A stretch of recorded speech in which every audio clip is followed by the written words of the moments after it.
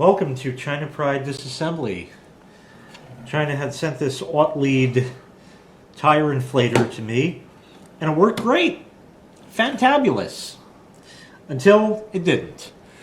It actually so happened that the last time I'm over here at Sharky 626's, and the last time I was up here, I guess over the summer or September-ish or something. Yeah, it was like late September, I think. Yeah. Mm-hmm. When I was up here, coming up, I got a tire light on in the Big 6, and I said, oh, okay, hey, there's a rest stop up ahead.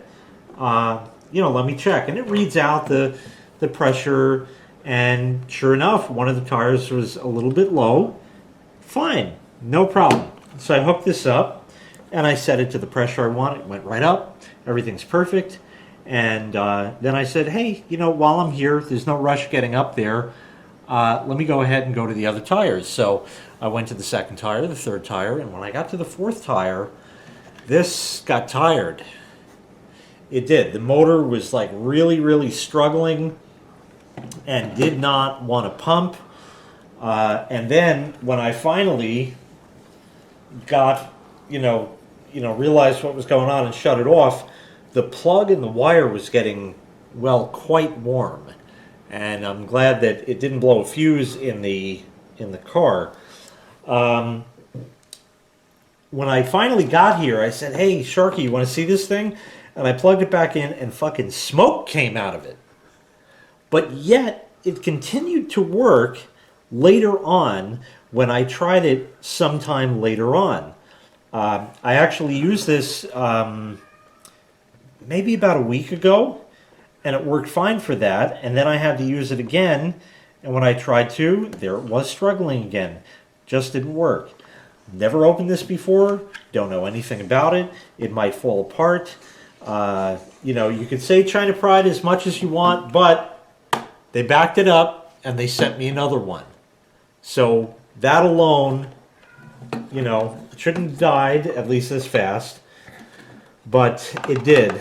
So we'll take the screws out and just inspect. I don't have a 12-volt source here to test it or anything. We're just going to sort of jump right into this blind because we have no idea what's in here. I've never opened it before. So we're just going to look. I was hoping after the smoke incident that maybe there was just a bad solder joint on the motor. And it could be that one of the wires is hanging by a thread. That's a possibility. Or it could be that it just overheats too fast due to a poor design. That's possible as well. I don't know. So there are those. Okay, the rest don't want to come out. And there is one hidden screw there. So we will take that out. Oh, cat's meowing. And I think we got some company. Cat's meowing. Dog's dead. Right then. Right, so I got a couple of me homemade steaks cut up here, and what I'm going to do now is I'm going to dress them. And I like just put a little bit of water in the bottom of the pan, a little bit of water in the bottom of the pan, and when you cook it, the water kind of absorbs into the meat, and it gives you that much more brilliant flavour. Yeah, they want all the attention, I guess. That's the problem when you have Wittens. Okay, looks like it wants to fall apart, so I think okay. Yeah, that's falling apart nicely. Okay, so let me see if I could just work the hose out. Well, I gotta say, that came apart. Oh, there's the other screw. Put that aside, and wow, that motor looks so cheap. I just gotta say that right now. It is, and it aspires to be nothing but cheap. I mean, a plastic gear, a plastic crank rod, is that what you call it, or connecting rod, whatever. Yeah, I mean, but the odd part is that when it works, it's fast. It's fucking fast. Well, that's good. It really works well when it works. Why it just doesn't, I don't know. And I'm not seeing any sort of... Maybe it overheated. Is that possible?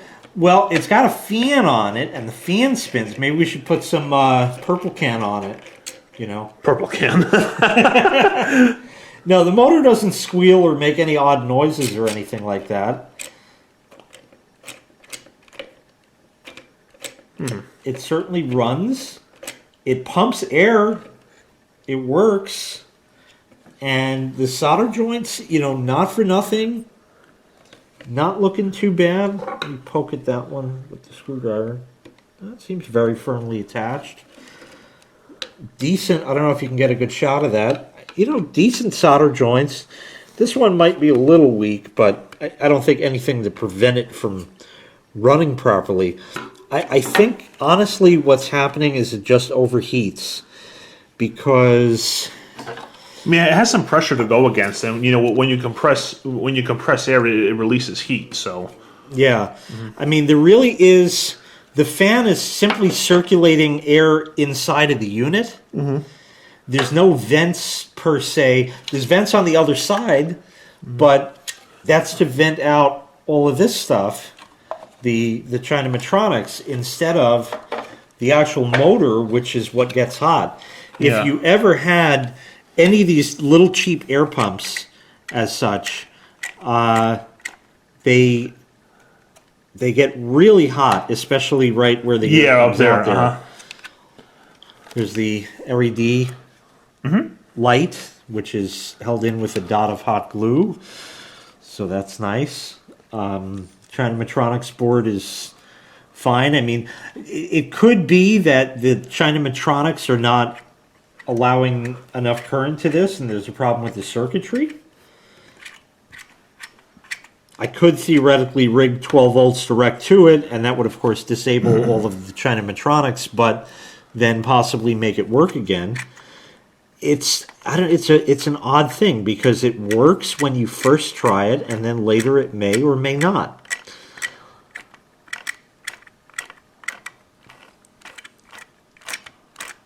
It runs. It works. Let me see if this will just come out easily. Yeah. There's a little sensor there, so it can sense the pressure. Goes to the China board. Huh. Well, I haven't tried the new one that came to me. So it smells overheated? There was actually a smell coming out of this the last time when it was crapping out. I think it's actually from the motor itself. Probably. Smells almost like a campfire, but yet it will run. Very, very peculiar. I don't know. Again, this was sort of an well, not that any of my videos are scripted, but this was a completely unscripted, I've never done any of this before, so it was just to experiment and take a look inside. At least we got to see what makes it go. And I guess I'll have to put the other one in the car, and next time I need it, I'll try that and see how it does. And, I'll also keep this in the car, and I'll try this one first, and if it China's out again, But what was really odd was the last time I used this, it was a freezing cold day, because global warming. It was a freezing cold day, and as such, you would think at like 20 degrees max for the day, this isn't going to overheat, but yet, it did. I don't know. So really, there's nothing left to do but put it back together. So, like I said, just a little take apart, tear apart, exploratory video. Nothing more to say or see. It half works, half doesn't. And yeah, go on with your China pride, but I will say that quite honestly, there are a lot of turds of products that China sends, and there are a few exceptions that definitely stand out above the rest, and this was one of those exceptions where when it works really, really well. I had another one by Oittm, OITTM. That one is given no trouble whatsoever. They're cheaply made. We know this. Nothing to see or do. But like I said, they did make good on it, and they did send me a replacement. So I can't knock the company. Now, if that one overheats, then clearly this is a very poor design. If that one works, this was just a dud for whatever reason. So that's going to do it for this one. I'm just going to put this back together, and that's going to be it. I do thank you for watching. Make sure you click like, make sure you click subscribe, and take care. We'll see you next time. Bye-bye.